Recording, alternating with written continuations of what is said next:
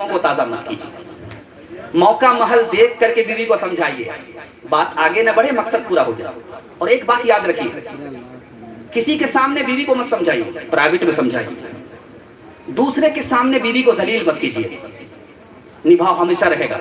और एक खास बात आपको बताने के लिए जा रहा हूं, बच्चों के सामने मियाँ बीवी झगड़ा मत कीजिएगा, भूल से हाथ जोड़ करके कहता हूं।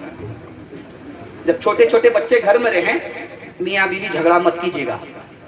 ये बच्चे मशीन है, छपाई की मशीन है, इसके दिमाग में सब कुछ थपता। ये बच्चे माँ को भी निगाह से गिरा देंगे, बाप को भी निगाह से गिरा देंगे। जब बच्चे घर में ना हो तो कबड्डी खेलना है, फुटबॉल खेलना है, जो खेलना खेलते थे। एक खास बात आपको बताने के लिए चाह रहा हूं।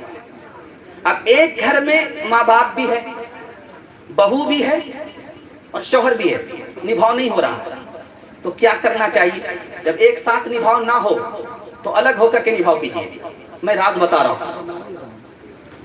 कब अलग होना चाहिए, बहू को सास से कब अलग होना चाहिए, मैं आपको बताने के लिए चाह रहा हूं। जब सास बहू को बेटी मानने के लिए तैयार नहीं और बहू सास को मां मानने के लिए तैयार नहीं, तो अलग रहना ही बेहतर।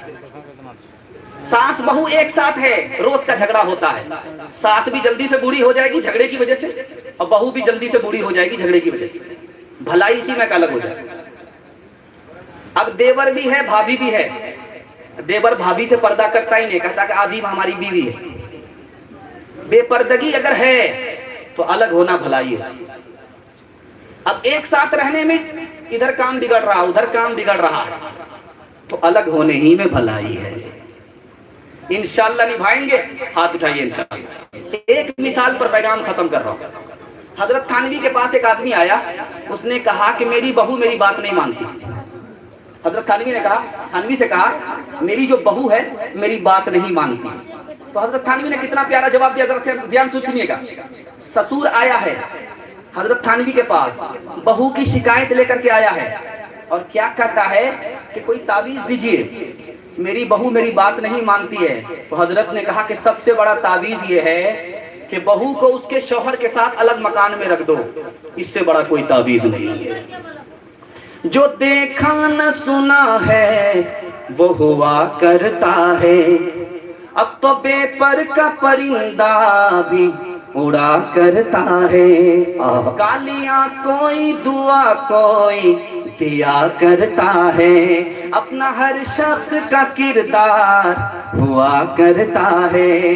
अपने घर में भी सुकून से नहीं रह पाता मैं,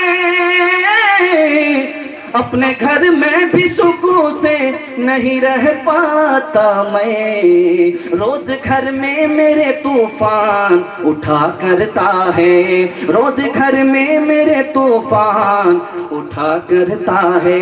अपने घर में भी सुकून से नहीं रह पाता मैं,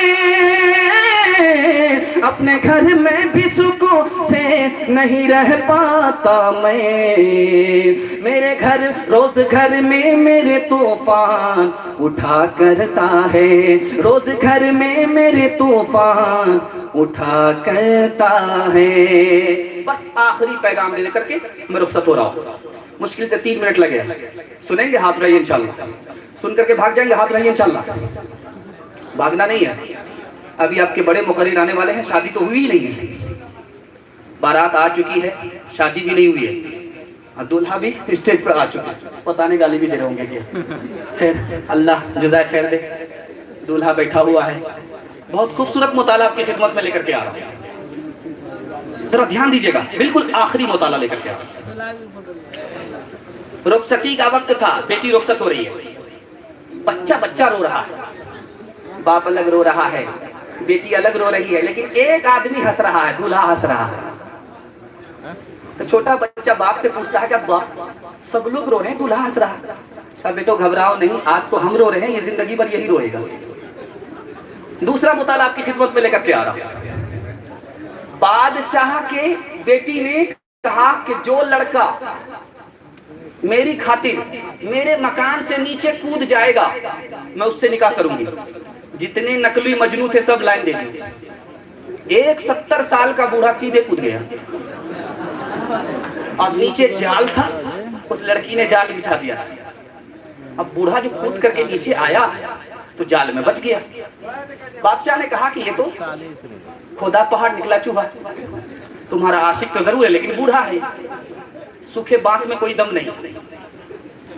तो लड़की ने कहा मैं इसी से शादी करूंगी। वो झूठा आशिक था, ये सच्चा आशिक। बूढ़े का काम बन गया। अब बूढ़े से पूछा गया भाई क्यों कूद गए? कहा इसलिए कूद गए थे कि अगर जिंदा बचेंगे तो काम बन जाएगा, मर जाएंगे तो नाम हो जाएगा।